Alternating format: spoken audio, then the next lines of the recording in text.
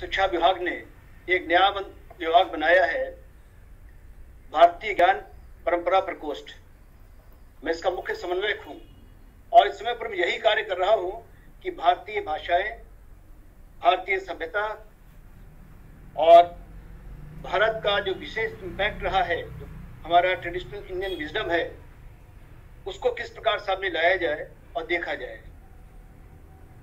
और आज मुझे बताया गया कि मेरा विषय है भाषा का, तो भाषा के विषय में पहले मैं कहना चाहूंगा कि विश्व की अकेली एक ऐसी भाषा है संस्कृत, जो स्वतः उत्पन्न हुई है और हमारे शरीर से, हमारी विचारधारा से जुड़ी हुई है। उदाहरण के तौर पे आप दंत तभी कह पाएंगे जब आपकी जीभ आपके दांत को टच करेगी। अगर आपकी जीभ ने आपके दांत को टच नहीं किया तो दंत नहीं कह पाएंगे, दांत नहीं कह पाएंगे, आंत कह पाएंगे। तो इस प्रकार की इतनी वैज्ञानिक भाषा, जिसका प्रत्येक व्यंजन, प्रत्येक स्वर हमारे शरीर के चक्रों पर आधारित है, तो यह स्वाभाविक था कि ऐसी भाषा और ऐसी सभ्यता का प्रभाव आसपास के देशों में पड़ा होता है। और न केवल आसपास के देशों को, मैं तो कहूंगा जो बहुत दूर रहे हैं, जो हमारी सभ्यता अनभिज्ञ रहे हैं, उनको भी हमारे तरंगों ने प्रभावित किया है। मैं दो उदाहरण देना चाहूंगा। मैं अंडमान में पोस्टेड था, वहां एक ट्राइब है जारवा। पहले बिल्कुल हमारे संपर्क में नहीं आते थे, अब धीरे धीरे थोड़ा संपर्क में आना प्रारंभ किया उन्होंने। मैं एक बार जारवा के बीच बैठा हूं, क्या वो जारवा जो अनादिकाल से जंगल में रह रहे हैं, हमारी सभ्यता, हमारी भाषा से कोई परिचय नहीं था, फिर भी उनकी भाषा में कुछ शब्द संस्कृत से प्रभावित मुझे मिले। ये कैसे संभव है? ये तभी संभव है जब ये मान लिया जाए कि संस्कृत एक ऐसी भाषा है जो हमारी विचारधारा, हमारी जीवन शैली को प्रभावित करती है। इसी प्रकार से मैं अरुणाचल में था, वहां पे एक जनजाति है गालो, मैं उनके मध्य बैठा हुआ था और वहां पर उन्होंने मेरे सम्मान में कुछ गालो गीत सुनाए। उसी दौरान का एक बुजुर्ग मुखिया उठा और उसने अपने जनजाति के कुछ बच्चों के लिए आशीर्वाद के रूप में कुछ गालों का मंत्र पढ़ना प्रारंभ किया और मैं देख कर चौंक गया। उसकी भाषा, उसकी शैली सामवे से मिलती हुई थी। अब देखने में अद्भुत लगता है कि जो लोग हमसे कभी मिले नहीं, जिनको हमारी संस्कृत भाषा पढ़ाने का प्रयास नहीं किया गया, उनके ऊपर भी हमारे तरंगों का, विचारधारा का इतना बड़ा प्रभाव। ये तभी संभव हो सकता है जब हम लोग कहते रहे कि भारतीय भाषा, भारतीय विचारधारा अनादिकाल से मानव को प्रभावित करती रही है। अभी कुछ दिन पहले चर्चा और हो रही, जिस पहले अपने पड़ोसी देशों के बारे में जाऊं, एक छोटी सा और कहना चाहूंगा।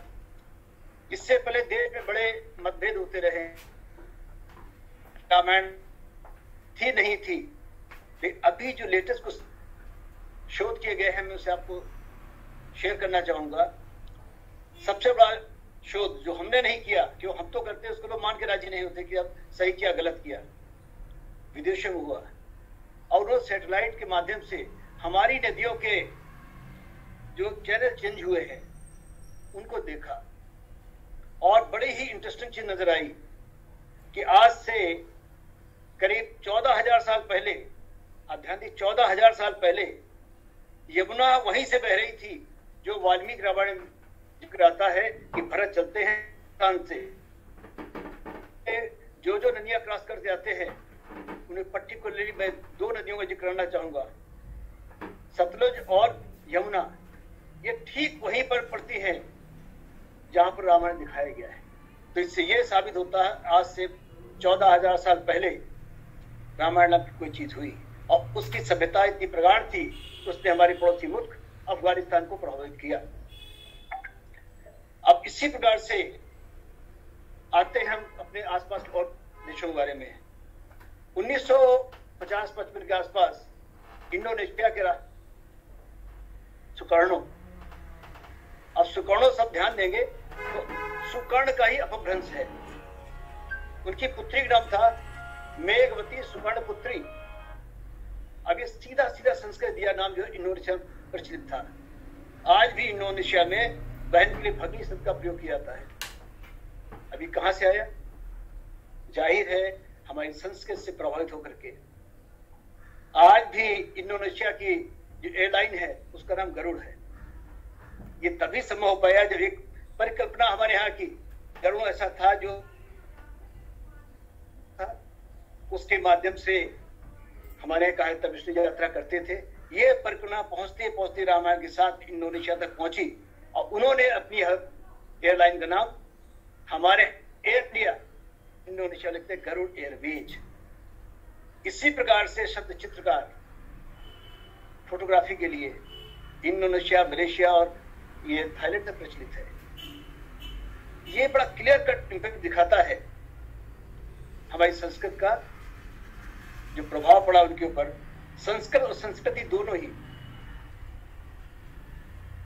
इंद्र जी ऐसा अक्सर कहा करते हैं कि हमारे देश के इतने टुकड़े हुए हैं, अगर उनको इकट्ठा कर देखा जाए तो देश में कैसे परिवर्तन आए होंगे और क्यों आए होंगे, उनको समझना बहुत आसान हो जाएगा। इसी प्रकार से मैं बात करूंगा अफगानिस्तान और आगे बढ़ते हुए ईरान की। वहां की भाषा पर्शियन हुआ करती थी पहले, अब तो उतनी गई है। अब पर्शियन का और संस्कृत का कितना आपसी संबंध है, मैं आपको पर्शियन सुनाऊंगा, अर्थ बताऊंगा, और आप देखिए ये संस्कृत कितने मिलते हुए हैं। मन तू शुदम तू मन शुद्धि, मन तन शुदम तू जा सुधी, ताकस न गोयत बाद अजीम, मन दीगरम तू दीगरी। यानी मैं तू बन जाऊं और तू मैं बन जा, मैं एक तन बन जाऊं तो उसकी आत्मा बन जा, ताकि आज के बाद कोई ये ना कह सके मैं कोई और हूं तू कोई और है। और इस पे संस्कृत का प्रभाव मन यानी मैं, सीधा सीधा संस्कृत दिया शब्द है, मन से ही मानव बना है। तो मन तू शुद्धम, तू तो शब्द है ही पूरा मिलता हुआ से। शुद्धम, शुद्धम देखने में ऐसा लगता है जैसे कि एक नया शब्द है, लेकिन शुद्धम जो भाषा शैली है और उसकी जो रिदम है वो पूरा संस्कृत लिया हुआ। मन तू शुद्धम तू मन शुद्धि, मन तन शुद्धम, तो मन और तन दोनों शब्द संस्कृत लिए हुए हैं। मन तन शुद्धम तू जान शुद्धि, जान शब्द इसमें अकेला ऐसा है जो संस्कृत का नहीं है। फिर वही आ गया ताकस न गोयत बाद अजीम, मन दीगरी। इसी प्रकार से कोई आत्मा परमात्मा के बारे में बात आती है वहां पर, तो उसमें शब्द बार बार अस्ति अस्ति जो आता है ये आसीत से लिया हुआ शब्द आता है वहां पर। पूरी पूरी पर्शियन फिलॉसफी इसमें भरी हुई है। इसी प्रकार से अब आप चलेंगे कंबोडिया। आज से 2500 साल पहले वहां जो इंस्क्रिप्शन मिले हैं वो संस्कृत लिखे हुए हैं, और उसका पूरा पूरा प्रभाव आज भी संस्कृत के शब्दों का वहां की कंबोडिया भाषा में स्पष्ट परिलक्षित होता है। वहां के इंस्क्रिप्शंस और वहां के जो शब्दावली आ रही है अलग अलग। मैं कुछ शब्दावली बताने का प्रयास करूंगा आपको।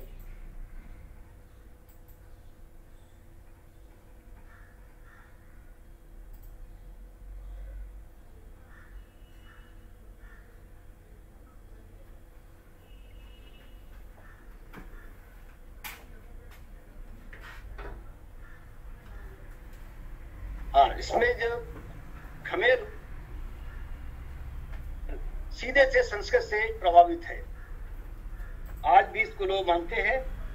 और ये सिस्टमेटिक जो डेवलपमेंट हुआ इनका अब तक, या कहना चाहिए कि इससे थोड़ा सा जो भटकाव हुआ है, थोड़ी दूरी हुई संस्कृत से। आज से 2500 साल पहले के शब्द आते हैं पूरे पूरे संस्कृत से, फिर धीरे धीरे कालक्रम में एक तो वोकल कॉल्स का जो कहने का तरीका है उसके ऊपर अंतर आता है। हमारे अपने देश में ही कुछ शब्द हैं को जान बदलते हैं। आप देश के कुछ के हिस्सों में जाएंगे वहां पे पुरुष कहेंगे, कहीं पे पुरुष कहेंगे।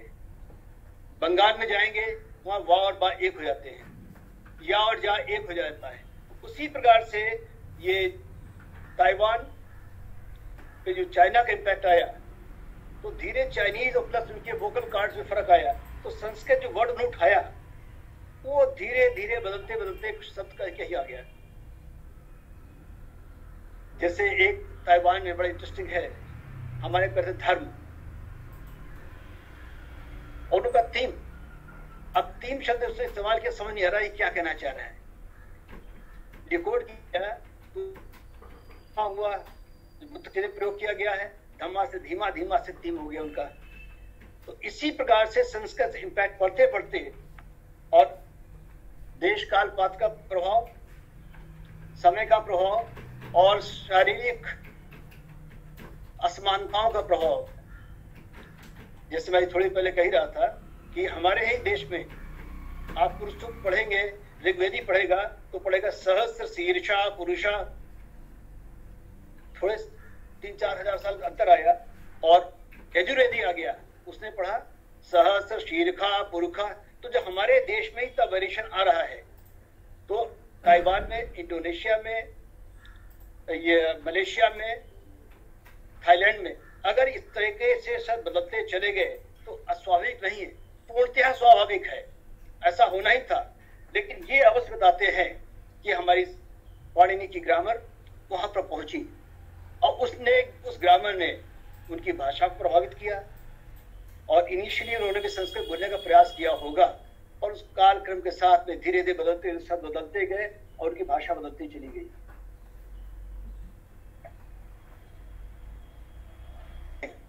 पाली का इंपैक्ट आया है, क्योंकि जहां जहां बुद्धिज्म गया, बुद्धिज्म शासक पाली भाषा लेके गए, इसका भी इंपैक्ट आता गया।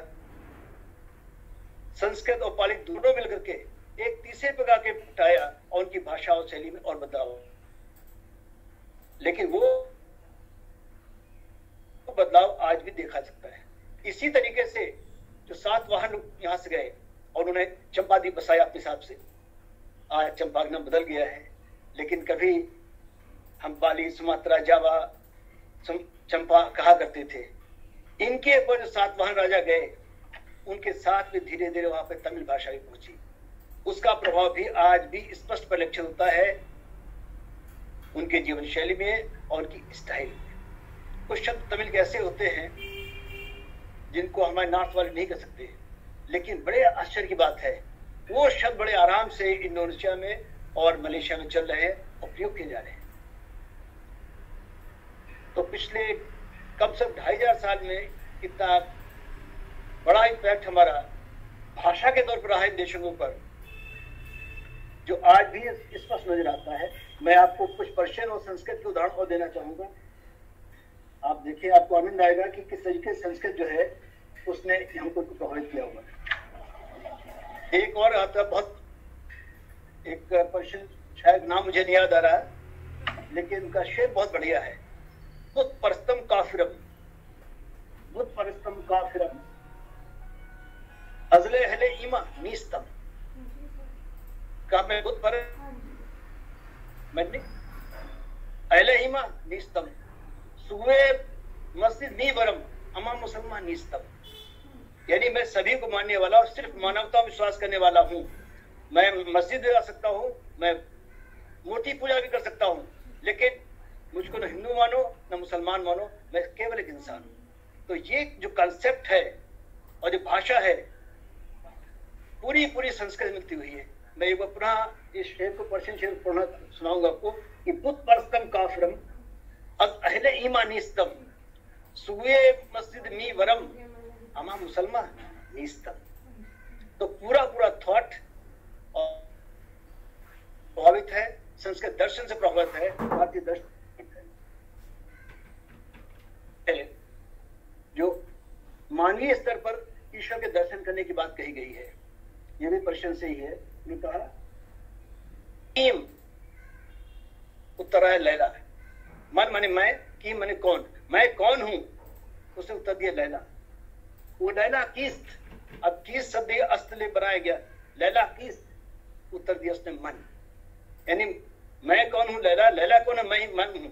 उन्होंने कहा हमारा दोनों के बीच में इस प्रकार से एक रूपता हो गई है, और इस एक रूपता के अंदर उन्होंने देखा है, दर्शन किया ईश्वर का, आत्मा और परमात्मा से मिलन का। तो ये भाषा भी और शैली भी पूरी संस्कृत से प्रभावित है।